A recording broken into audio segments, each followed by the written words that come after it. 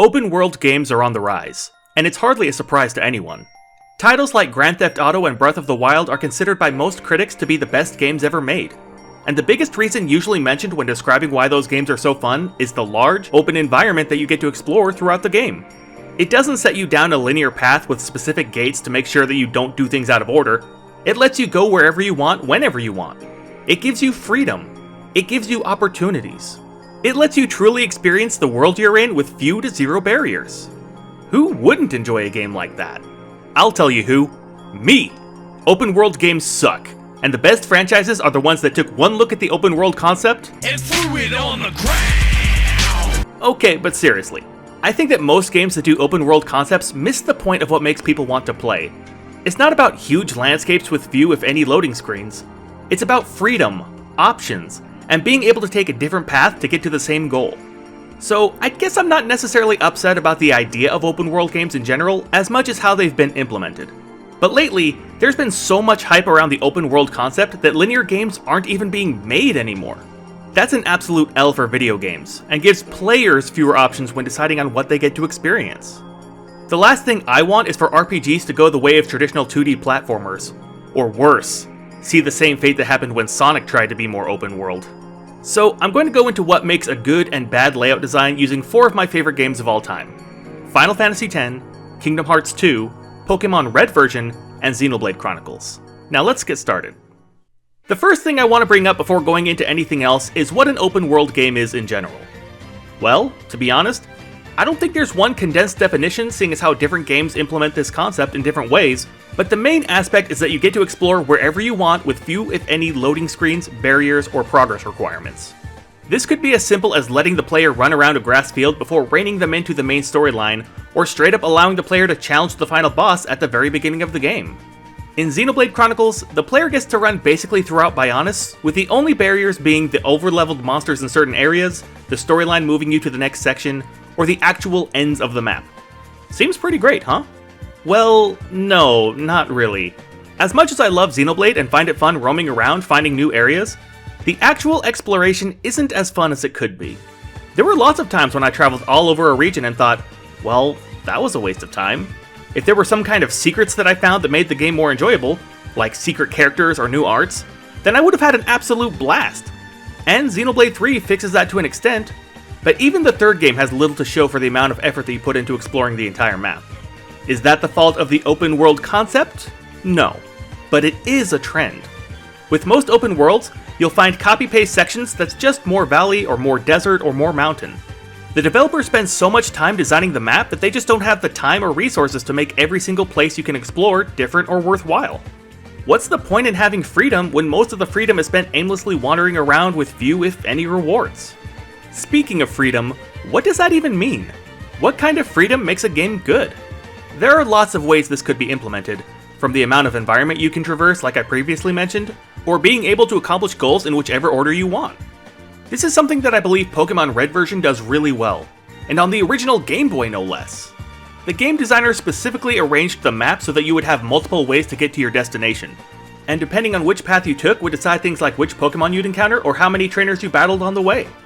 Of course, that's just the way to get to Fuchsia City that I'm talking about, but between the 3rd and 8th gym badge, you can battle the gym leaders in almost any order you'd like. Now, am I really going to argue that Pokemon Red version is an open world game? Absolutely! Aside from what I've already mentioned, there are tons of places to explore with very few predetermined linear paths. How do you get an EV? Specifically by taking a back path that leads you up to the top of a building. There are Pokemon you can only obtain through exploring different houses and talking to people who are looking to trade. The Safari Zone is designed to make you choose which direction you want to go, and while there's only one way to get the Golden Teeth and the Surf HM, the other paths give you different items and Pokemon that act as their own rewards. Even when you think you've run into a dead end, there might be a secret waiting for you if you just press the A button. Then there's Pokemon Scarlet and Violet, and while we've already seen what happens to the graphics when you try to implement the open world concept, the biggest problem is that the Paldea region just isn't as magical as the other regions. In the other games, you get a huge variety of different environments that would be jarring if they were implemented into an open world game. In Scarlet and Violet, the fields need to be huge, it has to transition seamlessly into other biomes, but in a closed world game, each area functions as its own little microcosm. It's organized, there's a path towards a clear goal, and it usually allows for a little bit of exploration where you can pick up TMs or items. What about the story? How can you have a good game be open world while continuing a coherent plotline? There are lots of ways to do this, but I've found that the best way to give the players a good story is to set them down a specific path, possibly even a linear path. One of the aspects that I love most about RPGs is that they're centrally focused around a main story. But the more freedom a player is given, the less the story becomes a priority. Now, you may completely disagree with that, and Xenoblade is one of the games that has an open world whose story is the main selling point of the game. But even in Xenoblade, the space you can explore is limited to some degree by the central story. There's magic in structure, but structure takes away freedom. So let's move on to two games which I would argue are two of the best RPGs of all time: Final Fantasy X and Kingdom Hearts 2. These two games have the best stories you could find in a JRPG, but both games also have a very linear path in their gameplay, at least for the most part. Final Fantasy X is, in my opinion at least, the greatest game ever made, and that's for lots of reasons. Yet it's so linear that you don't even get to use the C-stick. The camera angle comes from a set aerial position, which means that you see not only everything in front of you, but also behind you and to the side. However, that doesn't mean that you can't fall in love with Spira as much as you could fall in love with Hyrule in Breath of the Wild. In fact, the world is one of the best parts of the game, and while you can't go off on some weird path that would essentially be a shortcut to a new area, there's still lots of exploration that you can do throughout Spira, especially after you gain access to the airship. There are secret aeons and legendary weapons that specifically require you to travel outside the established path in order to acquire them. The Omega Ruins don't even give you a pre-established map, which means that the path to get to the main boss involves exploring the caves in order to progress. There are side quests you can do like Blitzball or monster collecting that have their own rewards associated with them, and in my opinion, they give you a way better experience than the fetch quests that Xenoblade has you do. What about Kingdom Hearts though? Would you consider that an open world? After all, the entire plot of the game is to explore new worlds. Well, it does give you more freedom to move around than in Final Fantasy X, but for the most part, it's still pretty linear, just with the addition of a C-stick. In fact, the times where you choose which path to take normally turns out to be filler so that instead of speeding through the game, you're busy helping Disney line their profit margins.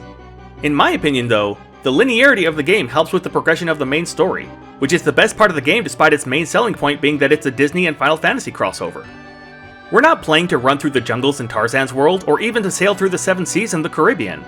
We're playing to see what happens to Sora and the gang in their perpetual fight against the darkness in Xehanort, and that's something a pure open world would never be able to capture. So, are open world games bad? I mean, they're no worse than sports game or racing games or platformers or shooters. They're just another genre of game. And if that's what you're into, more power to you. But in the current market, I would argue that they're kind of overrated. You can have a linear game like in Pokemon or Final Fantasy that's just as good as Breath of the Wild or Grand Theft Auto. And similarly, you can have a combination of both open world and a good story like we see in Xenoblade Chronicles. But my main point is that an open world isn't necessary for exploration or a good time. You can have a game that's mostly closed off, which gives you just as many rewards as you'd find in an open world game and a setting that's just as magical. By taking away some of the extra map, you can give the game more structure, give the storyline a better progression, and still allow the players to find things to do in between the main plot lines. No, there's nothing wrong with enjoying open world games. But by the same token, the market has become oversaturated, leaving players like me without the traditional games that got us hooked on RPGs in the first place. I guess what I'm trying to say is that if you look at games like Chrono Trigger, Earthbound, Secret of Evermore, or Shin Megami Tensei, you'll see that there's a lot of different ways to give the player a good experience, even if you don't use the C-stick. So, what do you think? How do you feel about open world games? Are there any points I overlooked?